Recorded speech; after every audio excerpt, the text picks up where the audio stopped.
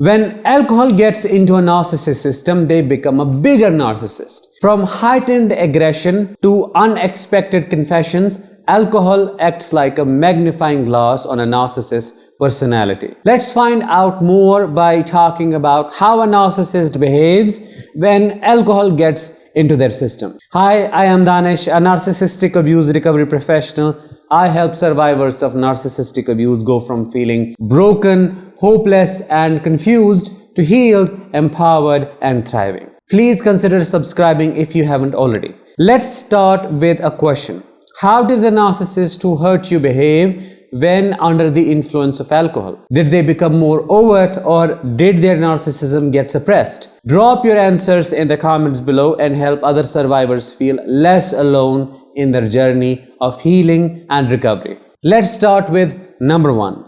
They get really angry and scary. They go from being kind of their casual narcissistic self to becoming like a volcano that's about to explode. And when they explode, it's like fireworks of mean words, and sometimes they even get physical. This reminds me of my own experience with my maternal uncle. He would get drunk on occasions like weddings. Everyone would be happy and celebrating, and then my uncle would come in a horrible state, yelling, cursing, and breaking things. It was like watching a storm gathering. His words would get louder and meaner, and his actions more wild. He would become so angry that other people had to restrain him and lock him in a room. Things like these aren't something that just accidentally happen because of the alcohol. No, narcissists know what they are doing. They use these moments to take control and make everyone pay attention to them.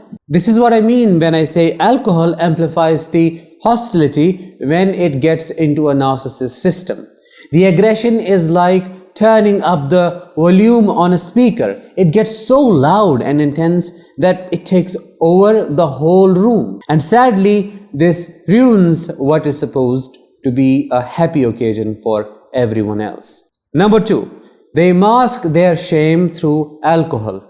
When consuming alcohol, a narcissist essentially creates a dissociative barrier between their true self and the persona they show to the world. This barrier serves to detach them from their rottenness and the reality of their shame. This dissociation, facilitated by alcohol, enables them to maintain the facade of omnipotence as it numbs their awareness of their inadequacy, although temporarily. This dissociative barrier also strengthens their disconnection from the feelings and concerns of others.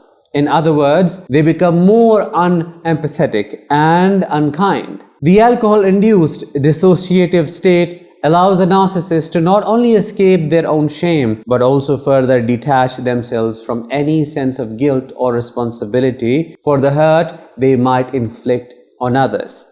In this state, they are fortified behind a wall, isolated from both their own shame and the impact of their actions on those around them. Number 3, their manipulative nature becomes magnified.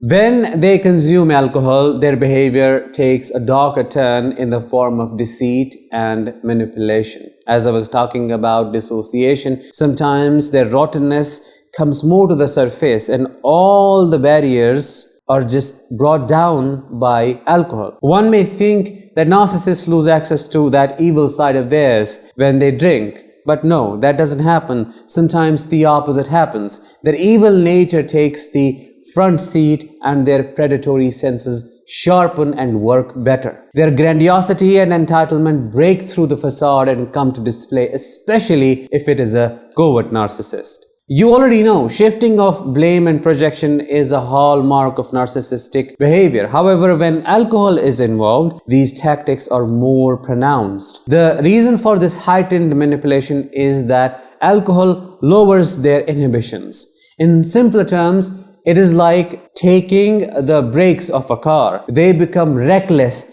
and are likely to go to even greater lengths in their deceit and manipulation of others.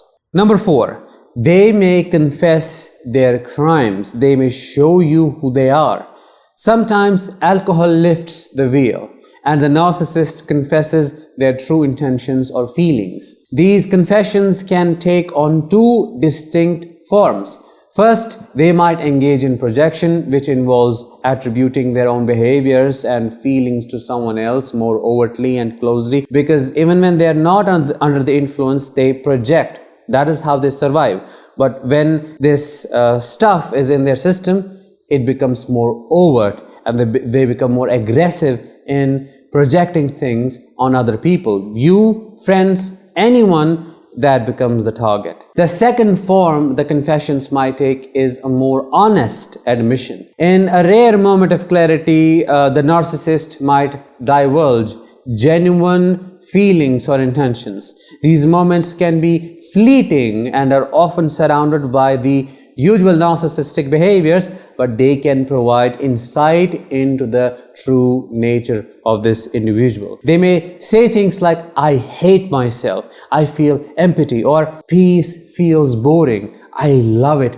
when there is chaos and drama. You get to see a glimpse of the person who lives behind the facade, but if you ask them about the same when they are sober, they will completely deny saying any of that. That is how they function. In conclusion, we can say narcissists do not react well to alcohol. If we're talking about covert narcissists, they become overt once it gets into their system. And if we are talking about overt narcissists, they become even more grandiose. It brings their true nature to their surface, and it's also important to understand that they use it to suppress their real emotions. Well, they do not have a lot of them. They feel shame, rage, and just, a few of the emotions available for us to feel.